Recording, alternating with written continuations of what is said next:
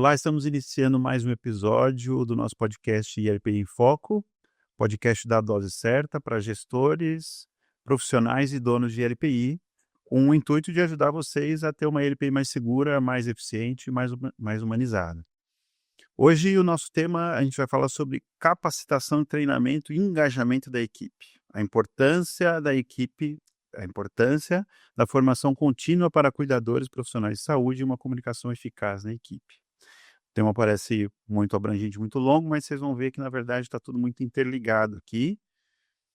E eu trouxe para discutir isso aqui com a gente duas pessoas super conhecidas, né, no mercado de LPIs, admiradas, né, como profissionais, como pessoas, né, e tenho a LPI como uma referência para o mercado. Então, estou muito feliz, agradeço de verdade a presença de vocês aqui hoje. Tenho certeza que muita gente está curiosa para entender como é que vocês treinam e capacitam e engajam a equipe de vocês. Então, eu estou falando aqui do pessoal da Depádua, né? A gente trouxe a Patrícia. A Patrícia, de formação, ela é fisioterapeuta.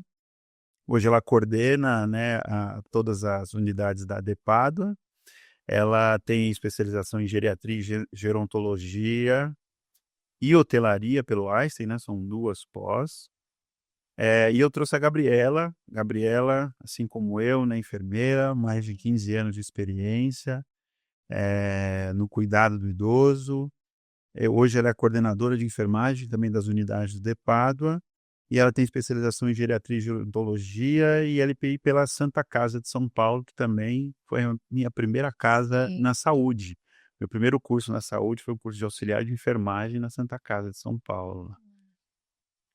Então, mais uma vez, obrigado pela presença de vocês aqui. É uma honra poder recebê-las. Estou muito feliz. A gente que agradece, essa oportunidade também, né, de poder contribuir aí com... É uma oportunidade enorme para quem está aqui assistindo a gente, né, saber como é que a Depádua é essa referência no mercado. E acho que o que mais eventualmente traz essa visão, né, essa reputação da Depádua, talvez seja o formato que vocês trabalham no treinamento e engajamento da equipe, né? Então, Sim. acho que o tema mais relevante para a gente falar hoje com vocês, de fato, seria esse, né? Então, acho que a gente escolheu a dedo vocês para estar falando desse tema aqui, justamente por vocês serem uma referência aí no mercado, né? E esse treinamento, né, ele tem aí para os profissionais, né, cuidador principalmente, né, que é quem está ali mais tempo, né, do lado do idoso, né, que tem esse papel fundamental aí no dia a dia do residente, é quem é muitas vezes o olho no olho, né, o cuidado ali ao lado do residente no dia a dia, né, que presta assistência básica, traz esse bem-estar, humanização, né, então é quem está mais lá. A gente vai, então, idealmente falar bastante, né, do treinamento e capacitação desses profissionais, né, que vão trazer essa qualidade de vida, um ambiente seguro para ele, mas não só deles, mas também de todos os outros profissionais, né. Então, queria pedir primeiro para vocês darem um panorama geral aí sobre as LPIs hoje da Depádua, quantas são, onde estão, né, e como vocês enxergam e trabalham a capacitação e engajamento da equipe de vocês. Um tema bastante complexo, né, complexo e desafiador. Eu acho que a assistência, ela é o carro-chefe hoje, né, das ILPIs. Os cuidadores, de fato, eles são ali o nosso portfólio, né. Acho que desde da visita comercial, que é aquele cliente que está chegando e a gente está abrindo a porta para ele conhecer esse mundo da ILPI, quanto para aqueles que estão no dia a dia ali vivenciando o cotidiano, né, tanto para o idoso que está morando, quanto para a família que está visitando. Então, para a gente é extremamente importante que a equipe, ela esteja bem alinhada, né, que ela realmente transmita as missões, os valores que a gente quer entregar para esse idoso. Para a gente é extremamente importante que, hoje a gente tem 5 unidades, né, que todas as unidades falem a mesma língua, né, a gente não quer que tenha diferença entre uma unidade e outra, então a padronização para a gente é extremamente importante. mas é desafiador, né? Pensando no cenário atual da mão de obra no Brasil, a gente acaba lidando com uma série de desafios, né? De absenteísmo, de rotatividade. Então, a gente tem algumas estratégias que ao longo desses anos a gente entendeu que era viável para o nosso segmento, né? Hoje a gente tem uma assistência muito sólida e muito forte dentro da Depádua, que por muitas vezes segurou, né, o nome da instituição. Óbvio que em alguns momentos a gente tem que olhar para outras áreas, né? Então, a higiene também a gente precisa dar uma atenção, a hotelaria, a manutenção, a nutrição, são áreas extremamente importantes, mas quando a assistência ela anda bem, a gente consegue, né, manter ali uma base de qualidade para poder, num segundo momento, olhar para essas outras áreas. E a gestão sempre foi um ponto principal, né? Nós, como gestores, a gente precisa ser o reflexo dessa equipe, né? Então, assim, algo que a gente sempre se preocupou muito é nós estarmos atualizadas, nós estudarmos, nós buscarmos as perspectivas do mercado, né, as novidades, trazer tudo que há de mais moderno, tanto para o segmento, né, mas também para facilitar ali o cuidado do dia a dia, porque não é fácil, né, você tá ali 24 horas, né, às vezes passa mais tempo dentro de uma LPI o cuidador do que dentro da tua própria residência, né, Gabi? É isso. A gente se preocupa muito em fortalecer as missões e os valores da empresa, que eu acho que isso é muito importante. Falando em treinamento mesmo, então, a gente faz um treinamento inicial quando esse colaborador chega, passa para ele todas as orientações, né? E a gente tenta fazer que isso seja uma cultura dentro da empresa. Então, né, a gente bate muito na questão da manutenção, né, da manutenção da saúde do idoso, do estímulo de autonomia, do estímulo de funcionalidade. A gente trata muito como um atendimento residencial mesmo, a gente tenta desvincular um pouco, né, Paty, essa parte de clínica, Sim.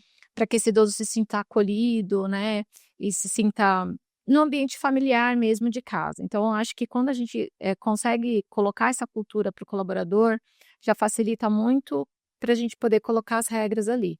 Então, primeiro a gente recebe esse colaborador, faz o treinamento dele ali, a gente está falando hoje de 104 idosos, né, na rede. É um desafio, porque são idosos de níveis cognitivos diferentes, nível de funcionalidade diferente, e a assistência ela precisa ser holística, né? A gente precisa olhar para esses idosos, mesmo dentro de um atendimento compartilhado, que eu converso muito com a equipe. A gente precisa saber, né, ali como é que eu posso dizer, a particularidade de cada idoso, mesmo ele estando dentro de um atendimento compartilhado, porque a gente também não quer uma equipe robotizada, mecânica, né? A humanização faz muito a diferença nesse cuidado, a gente vê isso até no próprio desenvolvimento do idoso. E a manutenção desses treinamentos, a gente fala de educação continuada, quando a gente fala de uma educação continuada, a gente faz prazos, né? A cada 3 meses, a cada 4 meses.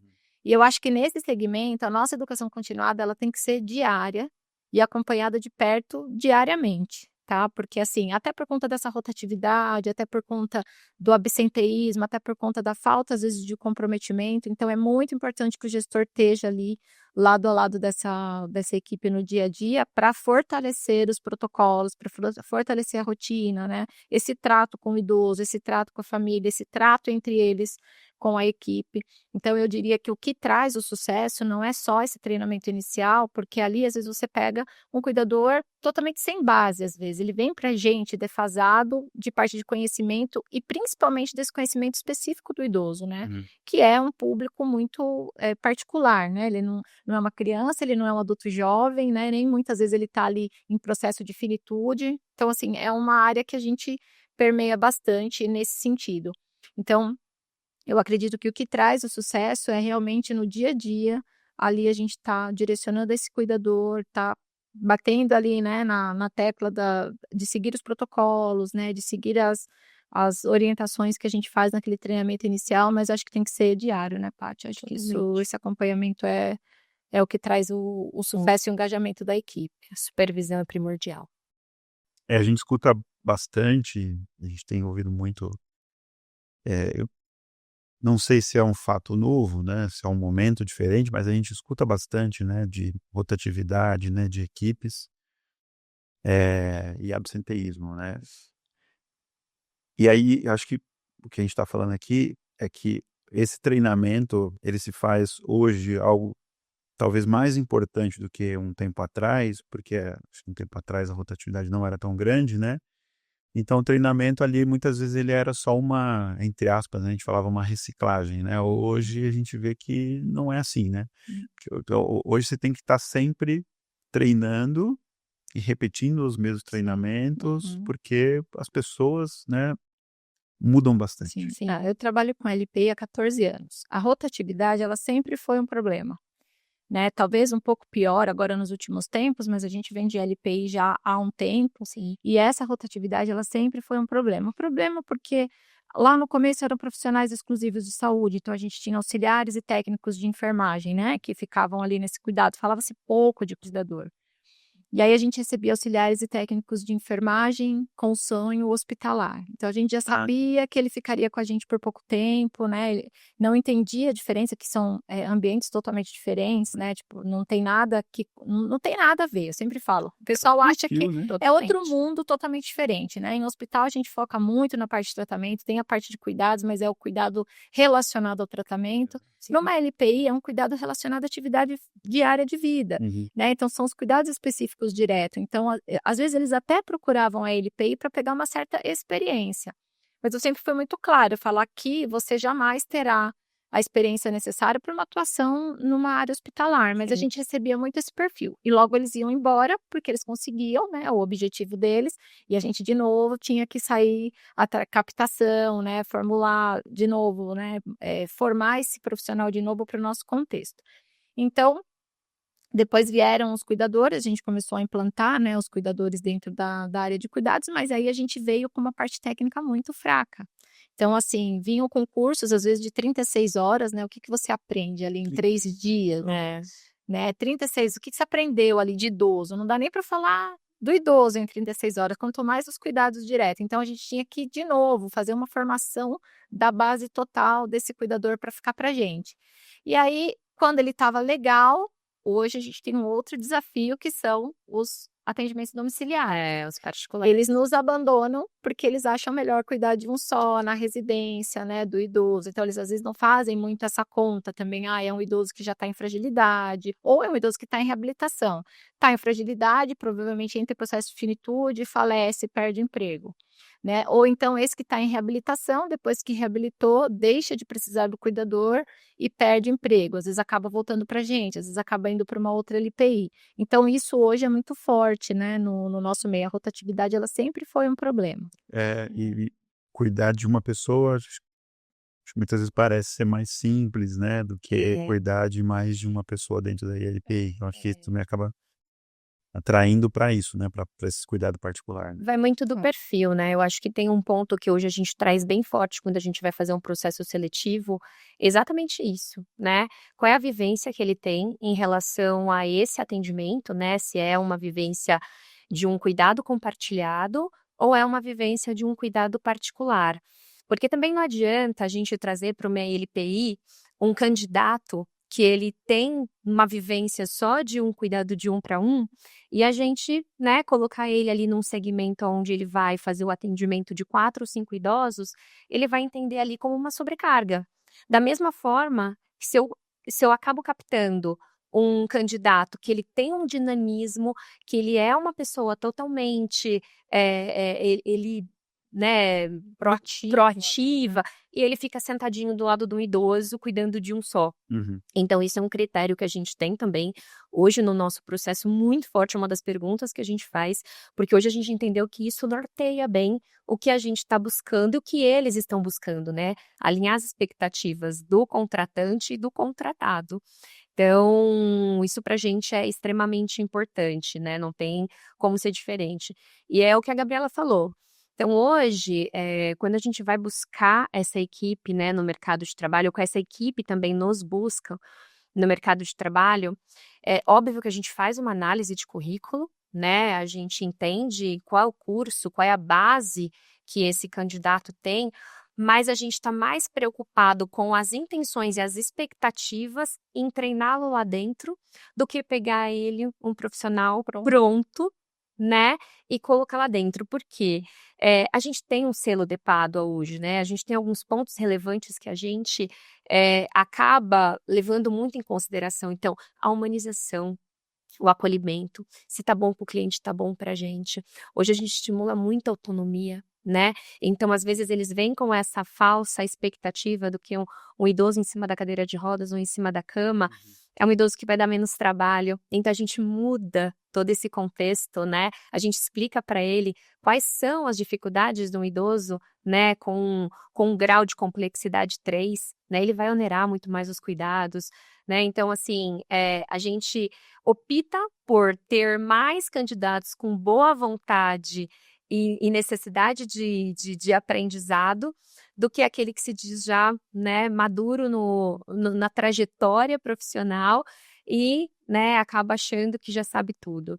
Então, para a gente, hoje, o nosso treinamento interno é muito mais forte do que essa experiência pré-DEPADO. Então, assim, a capacitação, eu vejo que ela impacta o cuidado e indiretamente ou diretamente, na verdade, impacta até a reputação da ILP de vocês, né? Com certeza.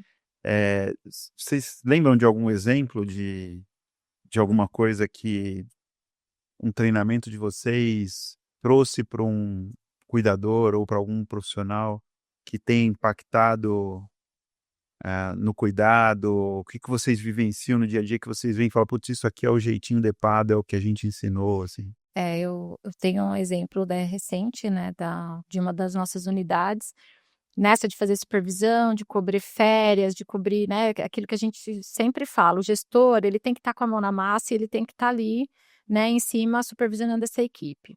E, em uma determinada unidade de idosos com complexidades um pouco mais avançadas, muitos idosos passando parte do dia no leito, né, e assim, idosos que eu via que tinha uma certa ainda reserva cognitiva ali, mas ficava 24 horas no leito, porque era acamado, porque usava dieta enteral e tudo mais.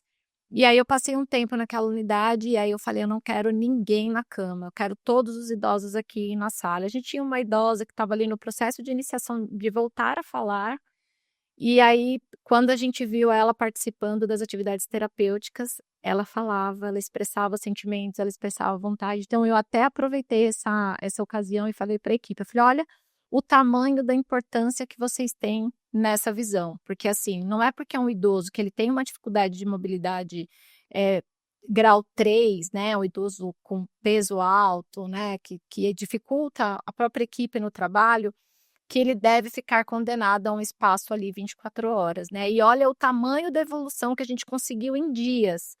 Então é aquilo que a gente estava conversando nos bastidores, sai muito mais barato a prevenção, né, a manutenção desse cuidado, do que a parte de tratamento ou a parte de reabilitação. Então, e eu não falo isso só com relação a dinheiro, né, não falo só com relação a aumento de mão de obra, eu falo com relação à qualidade de vida do idoso, né, esse impacto que ele não pode ter. Então, o treinamento e essa cultura, né, eu acho que é uma cultura, implantar a cultura do estímulo de autonomia, do estímulo de funcionalidade, do estímulo cognitivo e trazer isso para a equipe como um resultado satisfatório da profissão, além de cargo, além de financeiro, né, colocando em prática a nossa missão ali de humanização, o quanto que isso impacta. Agora eu volto na unidade, está todo mundo sentadinho, todo espertinho, né, cognitivamente, assim, já tem uma perda cognitiva importante, mas estão cognitivamente estimulados. Então, eu sei que é dia, eu sei que é noite, eu sei do movimento da casa, eu sei que está tendo uma atividade, eu estou ouvindo uma música, né? Eu estou conseguindo falar o que eu sinto, eu estou conseguindo expressar os meus sentimentos. Então, isso faz muita diferença. Isso faz parte do quê? De um treinamento incisivo e do acompanhamento do gestor ali direto, né, com a equipe, né? Então, assim, é aquilo que eu falo, o exemplo do gestor, ele reflete muito na equipe. Eu sempre falo, isso aqui não está com a minha cara, tem alguma coisa errada, né? Então vamos arrumar, porque a equipe tem que estar com a carinha do gestor e tem que estar implantado na cultura da empresa. Isso é fundamental. Gabriela, então, eu vou aproveitar a sua fala e vou te fazer a seguinte pergunta. Qual que deve ser, então, a carinha do gestor? Porque, assim, eu entendo que, óbvio, né, vocês, como a gente já falou, um case, né? Sim. Mas então, para quem está assistindo hoje e quer saber o que é a boa cara do gestor, né, que Uhum. você trouxe aqui agora, o que as pessoas deveriam priorizar no seu treinamento e na cultura para conseguir ter o cuidado adequado para os seus pacientes, né, Uhum. humanizado, seguro, etc. É. Eu acho que o gestor, ele precisa, acima de tudo, estar pautado. Eu acho que a técnica, o conhecimento, acho que é uma coisa fundamental. Então, ele tem que saber, né, qual é a função dele, que eu acho que isso é muito importante, qual é o papel dele, né, qual é o que a gente tem de diretrizes hoje, do que a gente trabalha, de geriatria e gerontologia. Então, quando a gente fala de geriatria e gerontologia hoje, a gente está falando do quê? De novo, né, a gente quer um envelhecimento ativo. Né, então a gente não quer um idoso ali depositado, quietinho, né, eu vou lá, dou comida na boca dele, eu vou lá, levo ele na cadeira de roda, eu deixo ele na cama. Então eu acho quais são os pilares da geriatria hoje: estímulo de autonomia, estímulo de autocuidado, estímulo de funcionalidade, estímulo cognitivo. Então o gestor, ele tem que ter tudo isso muito na mente dele. Automaticamente isso remete à humanização, né, é cuidar do idoso pensando ali numa melhora de qualidade de vida dele. Se a gente pensar que a gente trabalha com doenças demenciais, né, os maiores casos que a gente tem são de doenças senis, mas sempre relacionadas ao processo demencial. É uma doença de perda. Eu vou perder, isso é certeza. Eu sempre falo para as famílias, gente, eu posso melhorar, né? Voltar lá naquele começo a gente não vai, a gente vai ter perdas diárias. Então, qual que tem que ser o foco do gestor? Essas perdas lentificadas, né? Perder pouquinho para dar tempo do organismo e do cuidado ser, como é que eu posso dizer, adaptado, e esse idoso não perder qualidade de vida muito rápida. Então, o gestor tem que ter muito isso na cabeça dele, né? Pensar nessa questão que eu acabei de falar, né? Eu preciso, como gestor, também pensar na saúde financeira da instituição e pensar na qualidade de vida do idoso. Essas coisas têm que andar muito juntas, né? Então, o que é identificar as mínimas alterações clínicas, intervir rapidamente naquilo para que esse idoso não seja hospitalizado, para que esse idoso não volte com fragilidade, né? Fragilidade geral de saúde, que me volta pior, me onera mais a minha equipe, me onera mais os cuidados, acaba onerando a família, né? E ter essa presença física mesmo do dia a dia ali com a sua unidade, né? Com o seu liderado direto. Seja se você tiver um cargo de coordenação, tá muito junto com a equipe de supervisão ali, que são os enfermeiros, né? Que ficam cada um na sua unidade. Se você for um enfermeiro ali, que o enfermeiro também é muito gestor, mesmo ele na condição de assistencial, ele está muito próximo, corpo a corpo, com a equipe do cuidados diretos ali. Então, o gestor, ele tem que ter essa visão, né? Ele tem que ser esse radar dentro da instituição. E não deixar a peteca cair. Quando eu falo peteca cair, porque assim, a gente pode fazer o treinamento que for. Se a gente não ficar fazendo exercício diário daquilo ali, né, ele se perde, em algum momento se perde, até por causa da própria rotatividade. Então, eu acho que os pilares aí do gestor tem que ser, primeiro, né, conhecimento, em geriatria e gerontologia, que eu acho que não dá para você entrar nesse segmento sem esses princípios, né? Ele tem que ter uma visão de assistência, né, do que eu posso prevenir, do que eu posso retardar no sentido, né, da evolução dessa doença. E ele tem que ter muito em mente o que a empresa tem de cultura e o que essa cultura impacta nos colaboradores. Então, eu acho que é isso. Eu acho que o gestor basicamente isso. Acho que são os pilares que norteiam ele, né? Vivenciar esse cotidiano, né? Um ponto muito forte que a Gabriela traz na gestão dela e no treinamento da equipe é colocar a mão na massa mesmo, entender a dificuldade que esse cuidador tem, né? Entender os desafios. Por muitas vezes, né, a gente entende que eles deixam de executar alguma tarefa ali porque tá oneroso, né? Falta de estrutura mesmo. Falta de estrutura, então é importante que ela entre nesse cuidado, que ela vivencie e traga para a gente poder reformular, porque às vezes a gente também está só cobrando e não vivenciou. E aí, realmente, eles não estão fazendo por má vontade, estão fazendo realmente porque não tem uma estrutura para conseguir realizar.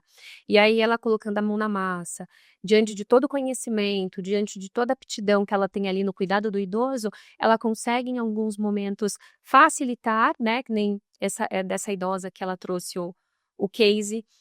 Então, assim, a gente precisa ali, né, precisou fazer alguns ajustes na unidade para conseguir tirar ela do leito, precisou, mas assim, deu certo.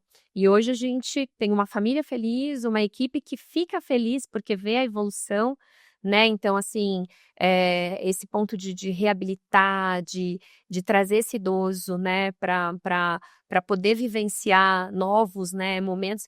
Assim, era uma idosa que tinha um histórico de estar já acamada num outro residencial, né? Chegou pra gente já com um histórico ruim. E, assim, estar conosco já há um tempo e ter ganhos ainda, isso é impagável, né? A visão de refazer histórias, eu diria assim, né? Eu acho que você não é um diagnóstico. Então, eu acho que a importância da visão de quem está ali na assistência é conseguir enxergar as capacidades que aquele idoso ainda tem, né?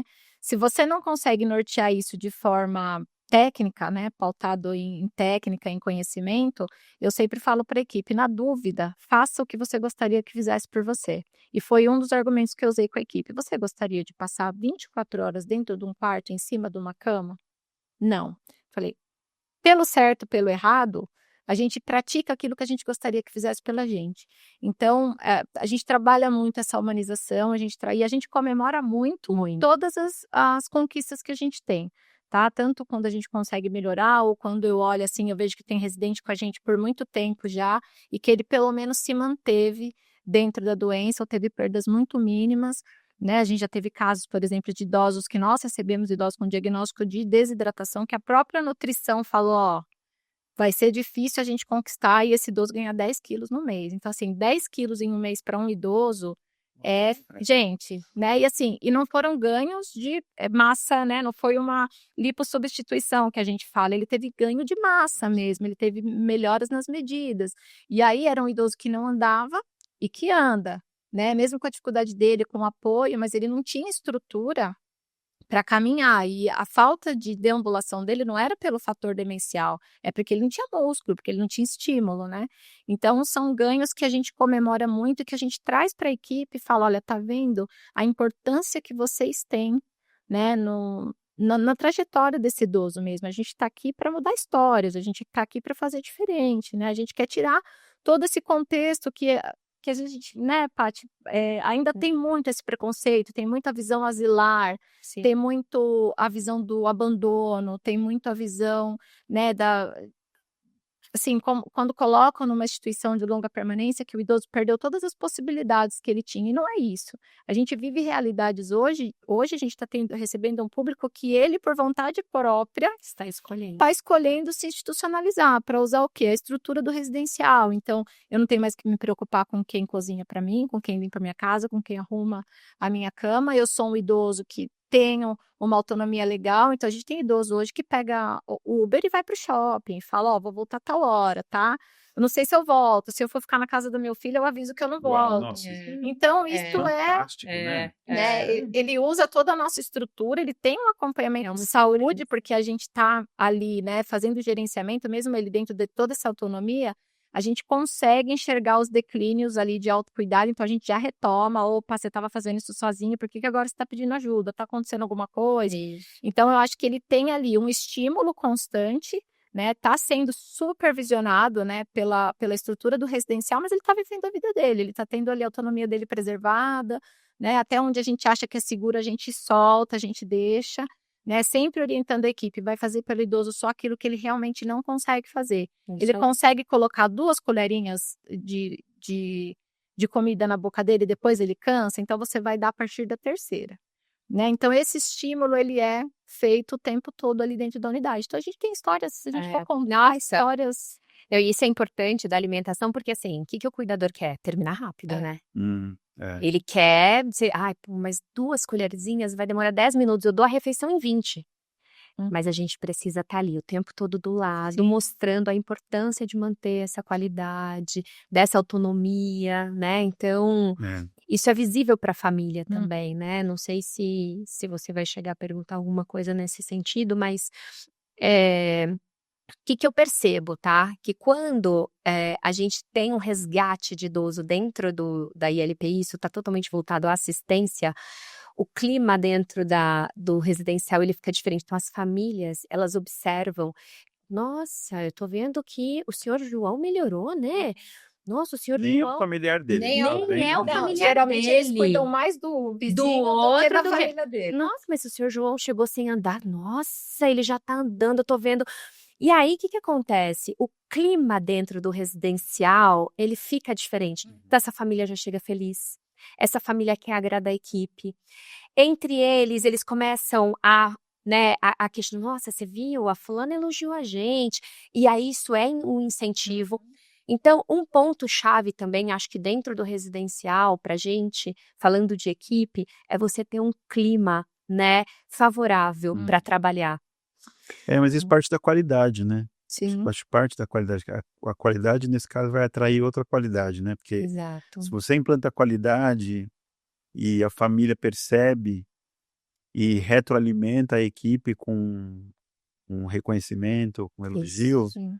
ele vai querer fazer melhor, né? E aí você cria realmente uma cultura de qualidade. Exatamente. E uma outra coisa que ajuda muito isso, porque a gente vai ter eventos adversos, né, dentro da instituição. Isso é comum do ramo também.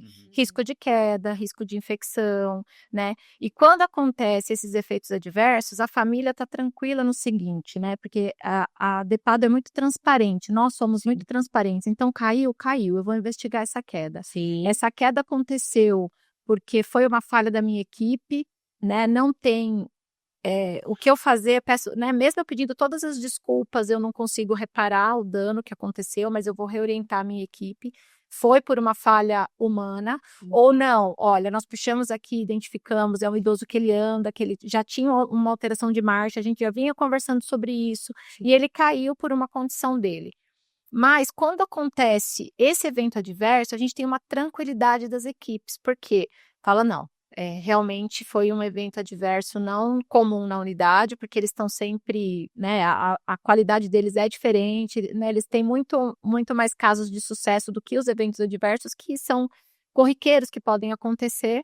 Então, isso deixa a família mais tranquila, acho que a gente é menos inquirido, né, menos colocado em dúvida, do tipo, será que estão omitindo? Será que cai direto assim? Será que tem, né? A gente consegue Traz confiança. trazer E aí, confiança. a gente planta essa cultura no cuidador também, Uhum. né? De não esconder uma queda. Nada. Então, assim, isso a gente tem muito forte. Da mesma forma que a gente é transparente com as famílias, a gente acolhe esse cuidador e fala, ó, se cair, passa pra gente, a gente vai avaliar. Se em algum momento errou, a gente vai te corrigir, a gente vai te treinar, a gente vai te orientar, mas a gente nunca punir esse cuidador. Sim. Então, isso a gente acaba trazendo para o cuidador também uma segurança no cuidado, Sim. uma leveza nesse cuidado, né? Dele falar. Engraçado, você vê como a boa prática ela coincide, né? A gente Sim. falou exatamente disso com a Carla e com a Nívia. Ah, Aqui, que né? interessante. Exatamente dessa cultura não punitiva, da Isso. cultura de segurança, né? Aliás, o nosso papo foi sobre segurança, né? Do segurança do residente.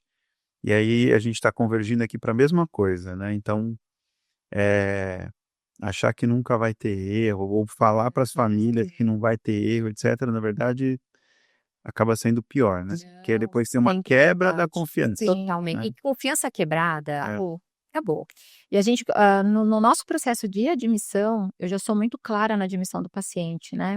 Do residente, quando ele chega para ficar com a gente, eu já falo de todos os riscos envolvidos. Eu falo, olha, esse momento é crítico, o momento de adaptação, Sim. ele é crítico. Então, a gente precisa muito da parceria da família, porque eventos adversos podem acontecer e é nessa fase que mais acontece, porque a equipe não conhece o idoso não está habituado com a equipe, a gestão não tem ainda muita intimidade e parceria com a família, então a gente já trata tudo que pode acontecer, mesmo dentro de um processo normal do envelhecimento, né? Então, mesmo a gente percebendo ali no dia a dia as perdas, a gente não contém esse idoso logo no primeiro momento. Por exemplo, eu estou vendo que tem uma alteração de marcha, aí eu já comunico a família, olha, tem uma alteração de marcha, tem um risco de queda, mas a gente quer estimular. Então, vamos trabalhar fisioterapia, vamos trabalhar força, vamos manter o idoso desse jeito, vamos melhorar nisso, nutrição, será que está precisando de um suplemento, alguma coisa? A gente engaja toda a equipe multiprofissional para garantir que o idoso continue em desenvolvimento, né? Ou não regrida tanto, mas a gente sempre trabalha com as famílias o risco envolvido nisso. Uhum. Então, quando acontece o evento adverso, a família meio que já estava esperando o que aconteceria pela própria progressão da doença. E com os colaboradores, a gente sempre tenta trabalhar e trazer, e a gente fala, medida disciplinar, ela não é punição. Uhum. Medida disciplinar, ela é corretiva e educativa. Então, assim, eu falei com você uma vez, a gente já alinhou os processos, a gente viu que não ficou muito claro, né? Sempre a comunicação, uma comunicação em alça que eu falo, toda vez que eu vou dar uma orientação, eu falo, você entendeu o que eu te falei? O que eu acabei de te falar? Qual foi o comando que eu te dei agora? Então, quando ele devolve, a gente entende que ele entendeu o que... Exatamente. Readback. Exatamente. Secretário.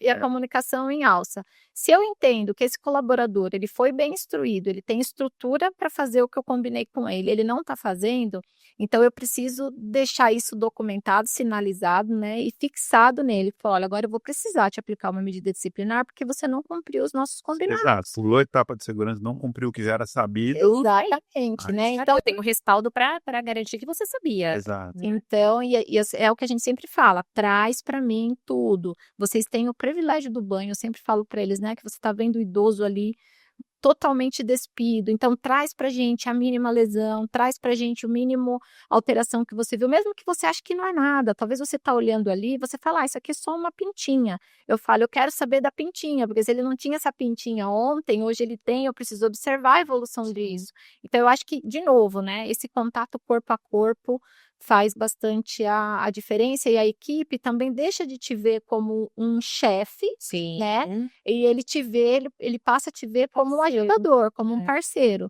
E eu falo, tudo que a gente pega no começo, tudo que a gente consegue chegar primeiro para a família, que eu acho isso muito importante, se antevir, né? Então, assim, antes que a família me traga, eu levo para a família, olha, a gente observou, né, dentro da nossa avaliação, que houve uma perda de peso, por exemplo, então a gente vai precisar interferir. Olha, eu observei em banho que ele está com uma determinada lesão que ele não tinha, não é uma lesão por pressão, então a gente precisa acompanhar, vamos marcar um dermatologista?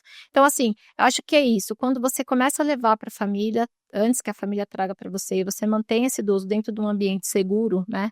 E com uma equipe que está engajada nesse sucesso também, acho que todo mundo ganha, né? Com certeza. Cria um ambiente colaborativo, acho que tudo flui, né? Com certeza.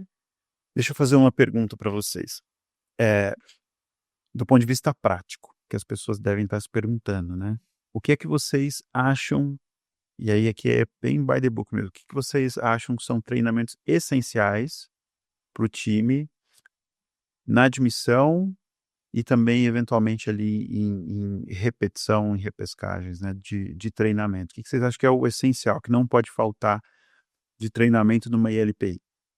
Bom, na admissão, né, que você disse, a gente sempre faz um escopo da história do idoso, que eu acho super importante que o idoso chegue com uma equipe sabendo da história de vida dele. Então, a gente faz uma coleta de dados muito importante. Então, na admissão, a gente já trilha, né? A gente já direciona a assistência daquele idoso. Então, eu já falo que grau de dependência que ele é, o que ele precisa de ajuda, o que ele não precisa. E o foco do treinamento são os auxílios das atividades de vida diária, que é isso que o cuidador está lá para nos auxiliar. Então, é o protocolo de banho, é o protocolo de higienização, né? De higienização íntima nas trocas de fralda. Então, o que a gente preza muito? A gente é uma LP com 104 idosos que eu não tenho DAI, né? Não tenho dermatite por uso de fralda, né? Por incontinência. Então, isso me leva a crer que eles estão bem treinados no sentido de seguir o protocolo. Inspeção e troca de fralda a cada 2 horas, a pomada preventiva para que segure, né? Se ficar úmido por algum tempo. Então, eu acho que é importante passar todos os protocolos relacionados às atividades de vida diária e ter uma boa comunicação com a equipe, né, sempre, né, mas esse auxílio de atividade de vida diária é uma que a gente tem que bater todo o tempo. Então, a hidratação tem que seguir os horários da hidratação oral, as dietas, as alimentações têm que acontecer no horário certo, né, as medicações têm que ser feitas no horário certo. O que é prioridade para a gente hoje? Alimentação e medicação. Então, implantar essa cultura, porque a gente vem de uma cultura que quer dar banho. Se ligar, né? Quer dar banho. Então, assim, quer dar banho em 20 idosos antes do café da manhã. Esse café vai acontecer que hora, gente? 10 horas da manhã, depois meio-dia, esse idoso não tem fome. Pulou a refeição. né, isso de forma repetitiva vai ocasionar o quê? Num declínio de quadro nutricional. Tem medicação para tomar, se eu não faço a medicação naquele horário, na hora da atividade, o idoso está agitado, mas a gente já tinha programado uma medicação antes, para no horário da terapia, ele está tranquilo para receber o estímulo cognitivo. Então, é isso, é bater na tecla para que eles sigam, né, o cronograma, para que eles sigam o que é prioridade. Sim. E aí, depois, durante o dia, a gente vai encaixando as rotinas, né, tipo banho, né, ou alguma outra rotina que o idoso tenha aí durante as 12 horas de plantão. Então, acho que tem que ficar claro para eles essa coisa da rotina, né? Acho que o idoso ele precisa muito dessa rotina. Tem algumas tarefas inegociáveis, né? Inegociável. Agora o banho é totalmente negociável, né? A gente consegue, algumas coisas a gente consegue no decorrer do dia ir ajustando, né? Mas outras não. Então, assim, a gente tem muito forte, né? Acho que o Covid trouxe muito isso pra gente, que a hidratação e a nutrição, elas são pontos fundamentais, né? Para o idoso e para o envelhecimento. Então, lá a gente sempre teve isso muito forte, né? De respeitar os horários das águas, respeitar os horários das alimentações, né? E medicação, né? Medicação tá nos critérios de segurança, então isso a gente traz muito forte. E óbvio, né, que os protocolos de banho, de troca, né, que é que nem a Gabriela falou, hoje a gente tem ali uns índices de qualidade da assistência, né? Então, só o fato da gente não ter DAI hoje demonstra muito sobre a qualidade do serviço, né? O fato da Zero gente lesão por pressão, nada. zero lesão por pressão, quedas, a gente tem uma conta mínima aí, né? Um número mínimo de quedas. Então, isso tudo é relacionado mesmo a esses treinamentos iniciais, né? Então, quando esse colaborador ele chega pra gente, ele passa com a Gabriela, né? Ele fica um tempo ali, uma média de meio período com ela, né? Entendendo como que é a rotina do residencial, né? Ela recapitula todas esses protocolos, né? Como que tem que ser feito. Depois, a gente tem dentro de cada unidade um líder, que ele já tem a marca de Pádua, que ele já tem a vivência, já é um colaborador que está com a gente há um tempo. Então, depois que ele passa com esse treinamento com a Gabriela, ele fica sob o comando do líder. Então, esse líder acompanha o banho junto, ele fica um dia inteiro, né, vendo como que esse colaborador, ele participa das refeições, ele participa das demandas do idoso, né, então se ele está atento aos chamados do idoso, como que ele faz as trocas, para a gente garantir que tudo que a Gabriela passou, ali na prática a gente faça com que aquilo seja efetivamente feito, né, e aí depois ele vai caminhando com as próprias pernas, e aí é onde vem a supervisão da enfermeira, da supervisão. A Gabriela vai nas unidades em dias, né, aleatórios e períodos aleatórios também, então ela tá tanto diurno quanto noturno. Então, ela vai acompanhando e se em algum momento nessa supervisão ela vê que algum colaborador saiu desses treinamentos, ela passa para o gestor. Então, o gestor chama, se necessário, a Gabriela entra nessa conversa também. Então, além dessas supervisões diárias, esse início na DEPADA, com todo esse conhecimento, ele é bem importante para poder abrir a cabeça desse colaborador, entender aonde ele está chegando, entender qual é o propósito da DEPADA e por que hoje a gente tem, né, uma assistência tão forte no mercado. Então, ele precisa dar continuidade nesse trabalho. É importante o gestor também estar fazendo o acompanhamento desses indicadores, né?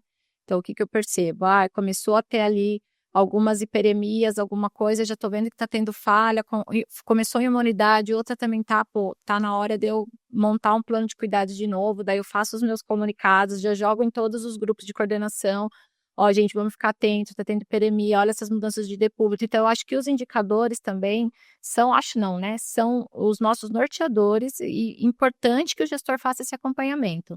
Vamos supor, no mês passado eu tive 3 quedas, um exemplo, tá? Esse mês eu tive 8, opa, o que está acontecendo? Sim. Então, eu não vou deixar no terceiro mês eu ter 12.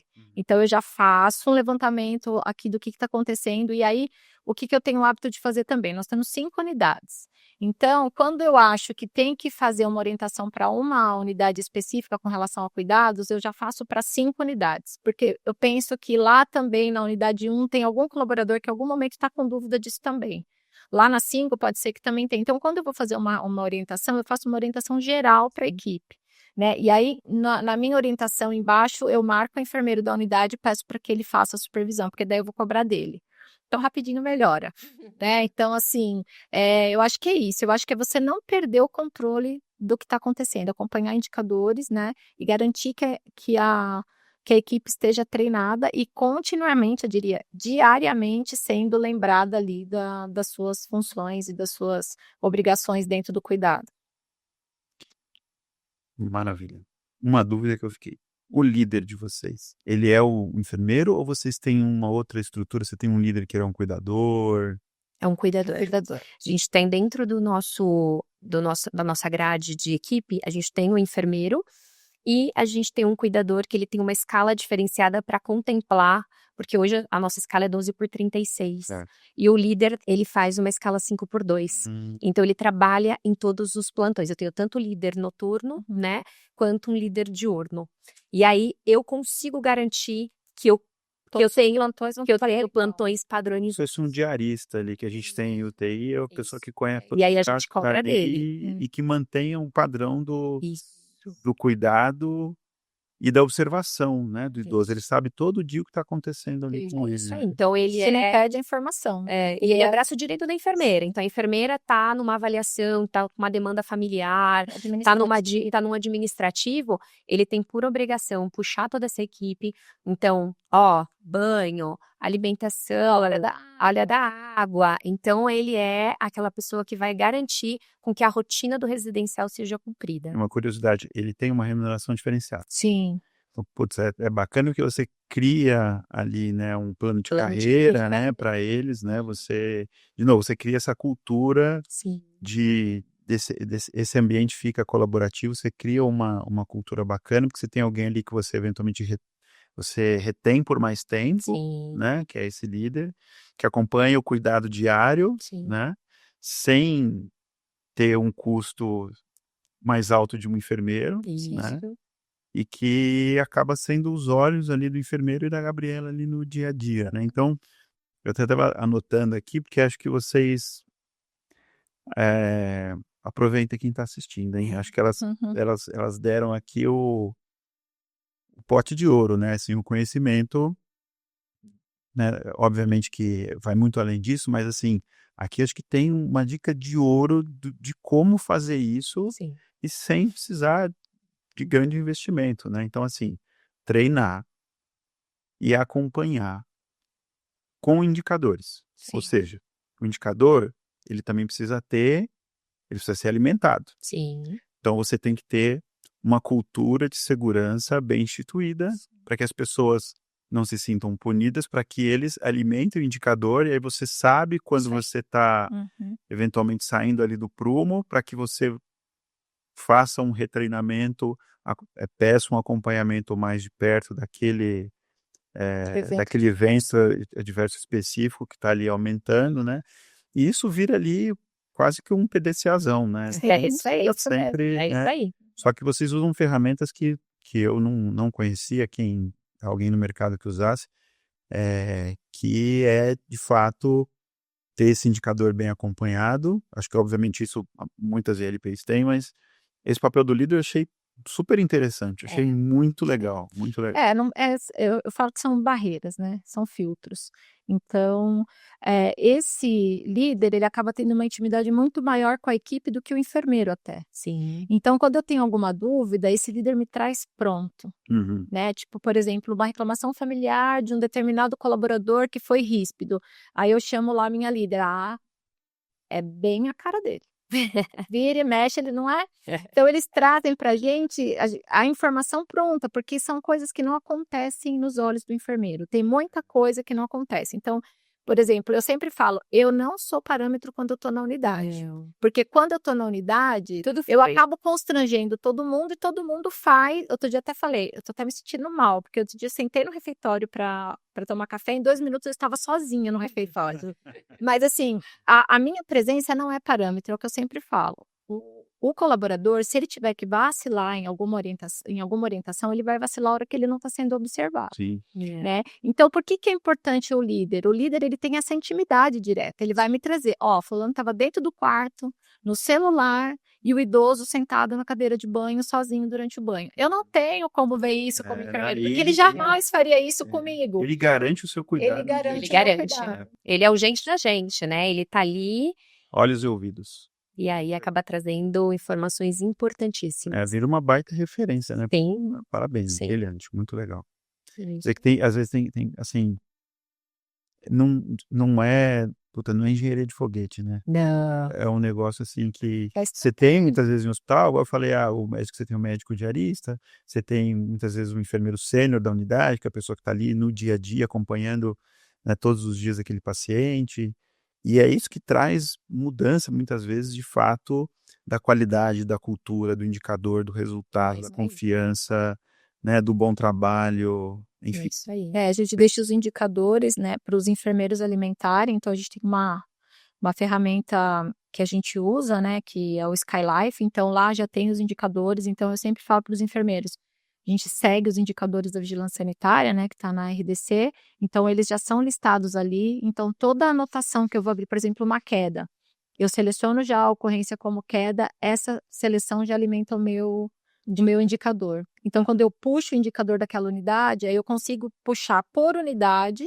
né, o evento que eu quero, então o período que aquilo aconteceu, né, qual vem sendo o desenvolvimento desse evento adverso, eu consigo posso atuar especificamente numa unidade só, mas posso usar como base para orientação em todas as outras unidades e manter o padrão.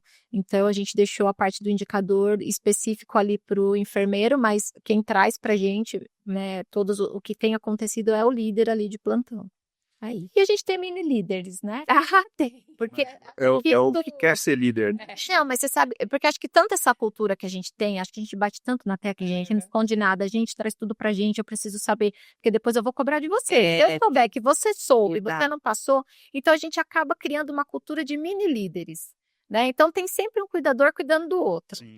Tem sempre um de olho no idoso do outro da outra escala, porque eu acho que é isso mesmo, acho que vai implantando uma cultura desse tipo de cuidado, né? Então, e os outros cuidadores também que ficam ali, que sabem que estão sendo observados, que se a gente precisar fazer uma substituição de líder, a gente vai procurar dentro da instituição aquele que a gente acha que está mais capacitado e adaptado para ir para uma liderança. Então, automaticamente, eles acabam levando, né, pensando numa promoção, talvez eles acabam um colaborando com o outro, que todo mundo ganha desse perfil.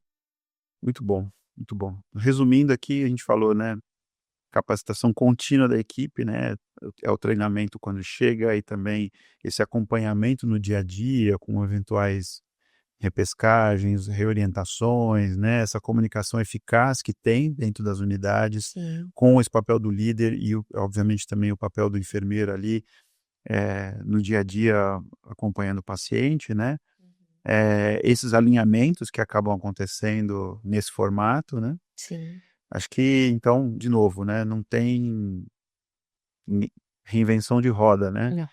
É fazer bem feito o que a gente tem que fazer. Né? Incansavelmente. Parabéns. É isso. Ter bons parceiros, Sim. né? Então, hoje a gente tem uma equipe terceirizada, né? Uma parte dela que a gente conta com alguns treinamentos, principalmente na parte de fono. Uhum. Então, assim, montar esses treinamentos também para a equipe, trazer, né? Falar um pouquinho sobre a questão da segurança da dieta. Então, vira e mexe, a gente poder alertá-los, né? Das importâncias das outras áreas também ali no cuidado, né? Então, se veio uma dieta pastosa, a importância, né, de você se atentar ao mapa nutricional, né? Por que aquele idoso está com a dieta pastosa? Então, é contar também com esses parceiros, com a expertise de cada um na tua área, né? Tá sempre muito aberto para ouvir cada um no seu segmento ali, para contribuir com a qualidade desse idoso. Porque no final é isso, né? A qualidade de vida do idoso, ela tá, né, acima de qualquer coisa, e não tem só assistência envolvida, né? Tem uma cama limpa e organizada, tem uma estrutura bem adaptada, uma dieta balanceada. Então, assim, a gente envolve todos os setores na qualidade desse idoso. E, querendo ou não, os cuidadores também acabam trazendo isso pra gente, né? Então, uma campainha que não funciona, uma luz que não acende, né? Um chuveiro que não aquece. Então, eles acabam... isso a gente também acaba trazendo muito, né, para eles dessa cultura, né? Se alguma coisa no cuidado deu errado, mesmo que não seja pertinente à assistência, né? Se for hotelaria, se for higiene, se for nutrição, traz pra gente resolver, porque isso vai impactar. Então, o idoso que não dormiu bem, ele vai ter um dia mais agitado, né? Se tiver alguma questão de, né, alguma coisa que saia fora do percurso ali do dia dele, da rotina dele, vai impactar na assistência. É o que eu sempre falo.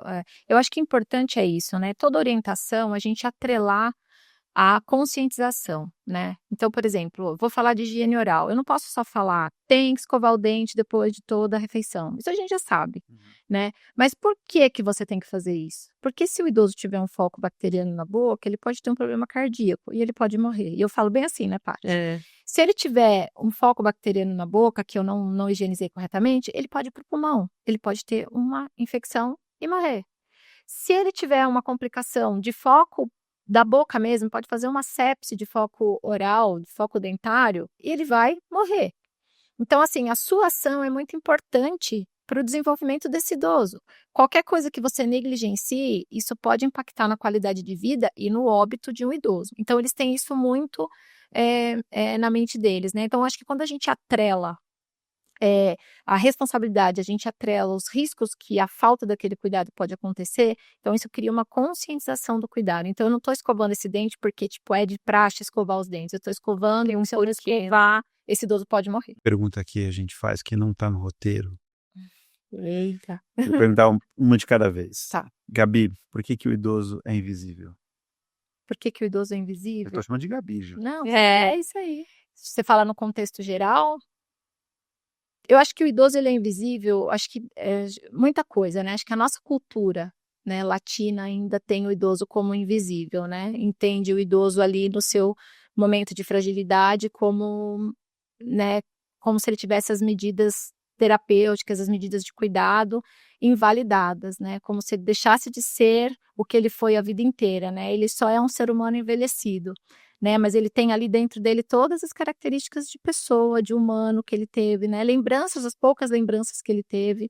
Então, a gente não tem muito essa qualidade, essa visão de, como é que eu posso dizer, de valorização desse idoso hoje dentro da nossa cultura. Eu acho que isso é muito cultural, né? Lá fora a gente vê o idoso muito mais acolhido e muito mais visto, né? Por exemplo, tem idosos muito funcionais ainda, idosos de idade avançada, 80, a gente vê, né? Estados Unidos, Europa, idoso com 80 anos ainda muito funcional. Aqui a gente acaba tendo um envelhecimento ainda muito, essa questão do envelhecimento ainda muito novo, tudo muito novo pra gente. Então, acho que o idoso acaba sendo negligenciado nesse sentido.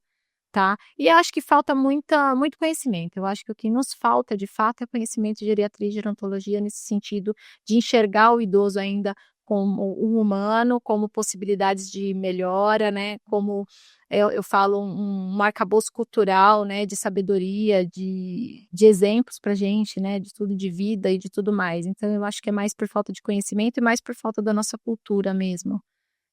De ainda não ter essa visão do envelhecimento tão consistente como é aí fora. Obrigado, Gabi. Patrícia? Eu concordo. Eu acho que é uma questão cultural mesmo, né? O envelhecimento ele ainda é muito complexo. A gente vê muito, né, filhos médicos que ainda se punem muito por não saber cuidar dos pais. Então, você vê que não depende você ser da área da saúde para cuidar de um idoso, né? Então, vai muito além. Por isso que hoje o mercado de LPI ele está crescendo, porque envolve uma equipe multidisciplinar nesse cuidado. E a gente já viu o quanto que isso é importante e é rico para esse idoso. Então, não basta ser só da área da saúde, tem muita coisa envolvida. Então, eu acho que essa complexidade do cuidado ainda a gente está engatinhando muito. Falta políticas públicas, né? Eu acho que falta o governo também. A gente vê essa questão de acessibilidade, questão de locais apropriados para idosos, né? Então, a gente vê que é de cima para baixo, né? E acho que enquanto o governo também não se conscientizar que a pirâmide está mudando, né? Que a gente precisa mexer os pauzinhos aí para que a gente acolha melhor esses idosos, a gente vai ver uma população menos preparada para recebê-los. E aí a gente acaba negligenciando esse cuidado, né? Negligenciando o quanto que eles vão ser importantes, né? Eles vão ser a economia do país daqui a um tempo, né? Exato. As taxas de natalidade elas estão baixíssimas, a gente está com uma expectativa de vida super alta. Então, assim, ou a gente para e pensa, né, o quanto que a gente precisa se mexer para poder assumir, né, e cuidar melhor dessa nova faixa etária, ou realmente a gente vai passar por desafios muito grandes. Então, eu acho que a parte cultural ela precisa ser mudada e para ontem, né? Precisa ser mudada a partir de nós, adultos jovens. Sim, Porque a gente já vê hoje uma galera mais antenada aí com parte de alimentação, atividade física. Exato. Então, o que a gente está vendo aí numa prospecção, a gente vai chegar com idosos mais ativos lá na frente, sim, né? Então, sim. se a gente não mudar essa visão do idoso dentro do contexto da sociedade, a gente vai ter muitos problemas, né? Então, hoje a gente está com uma expectativa de 79 para homem, para mulher e homem 76, mas a gente vai chegar numa expectativa, por exemplo, de uma realidade de ter idosos de 80 anos extremamente funcionais, né? E de capacidade mental ativa. Uhum. Então, a gente precisa. Quando a gente fala de envelhecimento ativo, eu falo, a geriatria não cuida só do idoso, né? Porque a gente precisa falar com essa galera mais nova também, né? Pra gente poder chegar. Sim. A gente não quer mais esse contexto de idoso fragilizado que a gente tem aqui no Sim. Brasil, né? Então, assim, me dói muito ver idoso acamado, ver idoso com uma fragilidade. Eles não se prepararam, né? Porque eles não pensaram nisso, né? Então, a geriatria também tem que atuar aqui nesse público adulto jovem pra gente chegar lá melhor. Então, a gente tem que estar preparado, né? Uma mudança realmente de cultura, uma mudança de visão. E para ontem, né?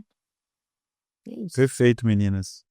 Agradeço demais, de verdade, a presença de vocês. O papo foi ótimo, a hora voou, a gente nem viu. Verdade. Mas foi maravilhoso, de verdade. Agradeço de novo. A gente agradece a oportunidade também de poder colaborar um time, que a gente sabe o quanto que é desafiador. Até você já disse, como a gente gostaria, né, Paty, de lá no começo ter tido esses acessos, essas informações. A gente vai aprendendo, as dificuldades foram acontecendo, né? Sim, sim. Então, é Com muito muita bom. troca, mas foi mais difícil. Talvez agora as pessoas que né, tiverem essa oportunidade de ouvir, Sair com essa informação já ganha alguns anos aí.